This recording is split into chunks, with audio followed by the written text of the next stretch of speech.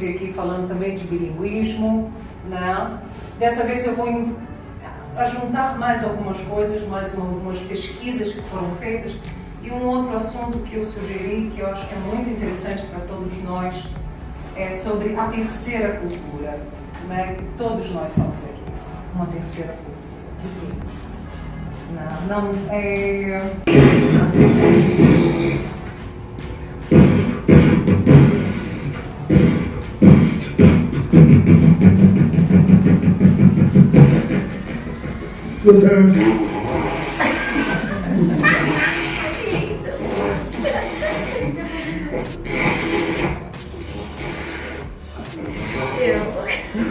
O contato de estar com um outro ser humano, né? Um contato mais profundo, falando, e isso que você vê com o filho e com o pai, né? Eles criaram uma linguagem, falavam, um imita o outro, né? E tem uma música entre eles.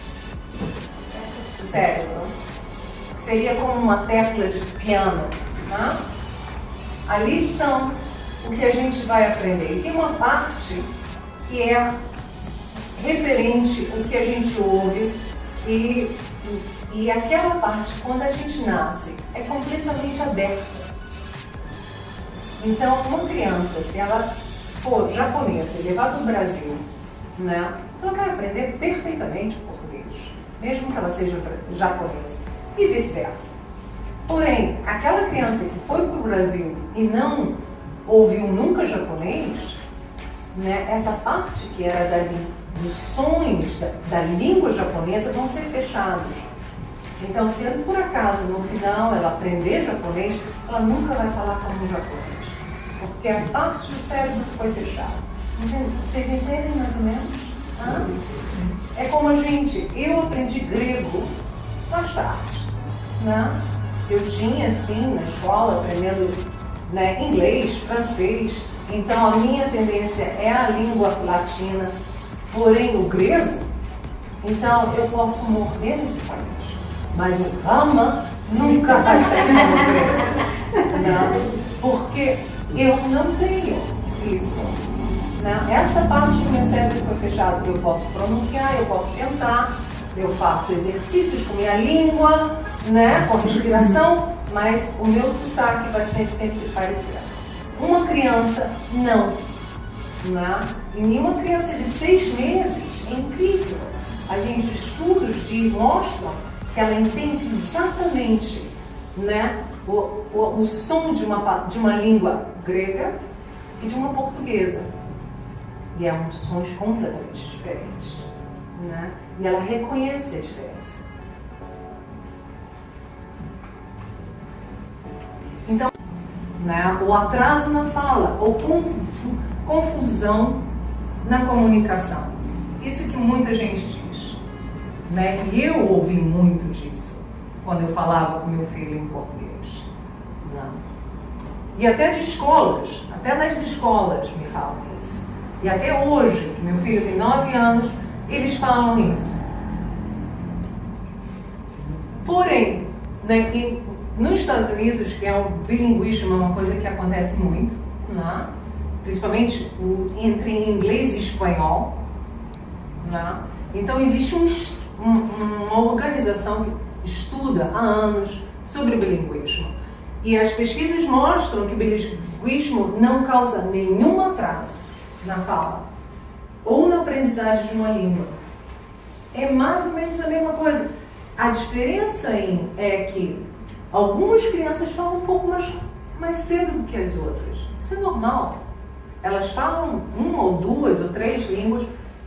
Essas são diferenças particulares da criança, né? Não é questão da língua, do saber 1 ou 2 ou 3 línguas.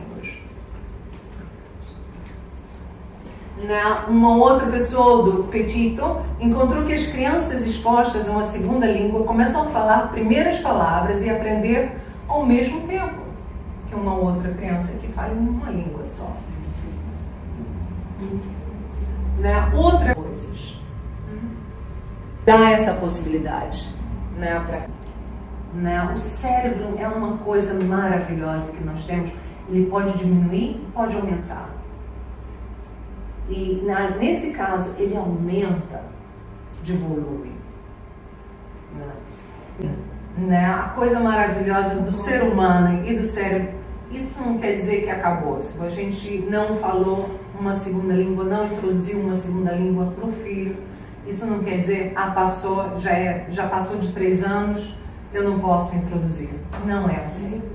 Né? Então, de 4 a 7 anos, se pode processar por línguas de processos paralelos, que seriam assim, por exemplo, meu filho, digamos, ele aprende por grego na escola, então ele faz uma comparação entre as 2 línguas, mas de uma forma muito mais fácil do que eu, já grande, quando eu comecei a aprender grego. Né? De 7 à adolescência, mostram que depois da adolescência, a nova língua terá que ser armazenada em uma parte separada. Eu ouvi falar que para uma criança, não no falar, mas para ela entrar mesmo numa língua, é melhor ela ter a língua materna primeiro bem firme dentro dela, e eu ouvi falar que isso acontece até os 8 anos, e a partir daí você oferecer mais coisas, não no falar, mas o escrito, o ler. Isso é porque isso não é tanto. Desculpe. Então, agora que eu vi isso, agora eu fiquei preocupada, porque meu filho agora completou 8 anos, e agora eu vou começar a introduzir a língua portuguesa escrita para ele. Porque até agora ele está lá sofrendo com o grego, né? na ortografia e tal, mas... Não, obrigado por isso, porque é diferente. Porque são partes diferentes do cérebro. Ok. Tá? E, por exemplo, uma criança, ela começa a fazer o aprendizado de uma língua aos 6 anos. Né? Agora começa um pouco mais cedo, às 5. Né? Porque ele é a Débora. Não, não. Então, e por quê? É o cérebro que se desenvolve. É uma parte frontal do cérebro que começa a ser desenvolvido a partir de 6 anos. Então, existe memória. Essa teoria linguística da velha escola, que se dizia, não, tem que dominar primeiro uma língua, tá muito bem alfabetizado primeiro, mas a alfabetização concomitante em países que têm alfabetos diferentes, Japão, Israel, Grécia, os estudos mais recentes, os estudos dos linguistas norte-americanos, também avançados nessa questão, demonstram que não causa nenhuma perda, nenhum prejuízo no aprendizado de nenhuma das 2 línguas. Pelo contrário, a criança tem a capacidade muito bem definida e desenvolvida de separar, ela não vai misturar. Uma coisa muito... Obrigada. Uma coisa muito importante, o globalismo, né, globalização do mundo começou agora. Então é pouco tempo. Para as pesquisas saírem realmente começam a... Eu sempre tenho um teste para eles. Eu falo assim, a minha língua, mesmo não ter crescido no Brasil, é o português. A minha mãe me ensinou o português. Então faz o teste na sua casa. Pega o seu filho, senta ele lá e fala, eu te amo, em português. Aí depois ele fala sagapau em grego. Depois você fala I love you. E depois você fala te quiero. E qual língua tem um sentimento melhor para você? E é o carinho que tem ali debaixo daquela palavra, e o I love you, o eu te amo, é a palavra que mais demonstra o sentimento que você tem pro seu filho. E eu te garanto, o eu te amo vai ter muito mais sentimento do que o I love you, ou o sagapau. Coisa do mundo que nós somos habitantes do mundo, né? Então, é um estudo que está sendo muito feito entre a terceira cultura. Eu acho que todo mundo vai sentir que somos nós. Isso. E não só, somos nós e os nossos filhos. Né? E é bom entender qual que é o lado bom e o lado negativo. Porque aí a gente tem uma escolha. Né? A gente vai olhar pelo lado negativo ou lado positivo. Né? É sempre uma opção. Então, o que é a terceira cultura? Alguns descrevem a experiência de terceira cultura como como morar, desculpe, não é demorar, é de morar na briga. E a terceira é uma mistura entre essas duas culturas, né? É o meu filho que ele sobe na mesa e dança samba. Uau! Eu, branquela desse jeito, danço um pouco de samba, mas com certeza ele não prendeu aquele samba dele, né? E ele se faz, né? O brasileiro, o Neymar, ele é o Neymar na escola, entendeu? O brasileiro. Meus filhos não sei onde foi parar, porque um deles, que é brasileiro, não dança nada. Os outros dois, que é grego, brasileiro, um toca guitarra, canta só em inglês, não canta nem grego, não canta nem português. O Brasil também canta muito em inglês. E não dança nada, nenhum deles dança nada. A gente fala aquela casa, só quem dança sou eu. Da Grécia e de Atenas, né? Você passa por uma rua, tem um monte de chinês, tá todo mundo falando chinês, né? Você vai um pouco mais, é paquistãos, depois você vai um pouco mais, né? Tem também os muçulmanos, né? Antigamente não existia isso. Eu acho isso tão legal. E você vê isso. Eu acho isso tão legal. Eu tô numa parada de ônibus e tem a diversidade de línguas, eu fico assim, observando. Quando é línguas, tudo bem, né? Quando é... Agora, antigamente não. Brasileiro. O que você é brasileiro? O que você é brasileiro? Não, nos Estados Unidos, afro-americanos. Eu seria... Irish American. Não, sabe? Então, os afro-americanos, se você olhar no olho, você está chamando briga. Você não olha, não olha. Então, é um grande problema dos afro-americanos nos Estados Unidos.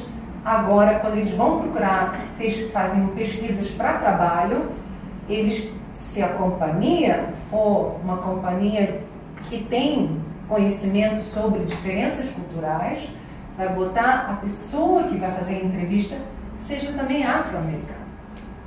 Porque nós, por exemplo, eu ponho né, com a minha cultura, uma pessoa que não me olha nos olhos, eu não vou confiar. Então, se eu tenho esse afro-americano na minha frente, eu não vou dar um trabalho para ele. Na Inglaterra também você não pode olhar para o corpo negro muito, porque ele já vai perguntar o que você quer. Você não... Eu, como brasileira, eu vejo uma pessoa, né, muitas vezes eu vou diretamente dar um beijo. E eu sei que aqui na Europa eu não vou fazer isso.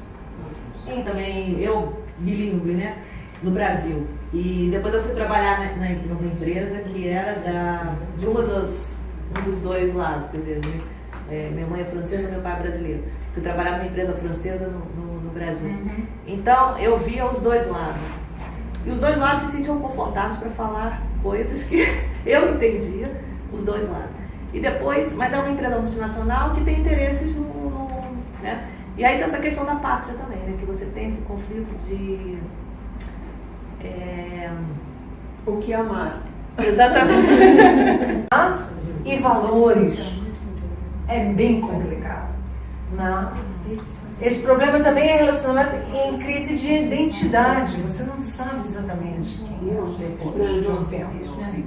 Isso acontece também com a terceira. O que eu sou? Eu, por muitos anos, me falavam, você de onde? Eu falei, de uma pequena ilha no meio do Oceano Atlântico. Né? Eu não estou aqui, nem estou lá. Estou lá, estou no meio do Atlântico. Tem vezes que a onda me leva para o Brasil, tem vezes que me leva um pouco para a Europa, mas no Atlântico eu estou. Sim. Eu posso considerar o quê? Meu filho é grego ou brasileiro, já que ele nasceu no Brasil? Os dois. O pai. Para você, o que seria importante? Ele fala, eu sou brasileiro. Mas também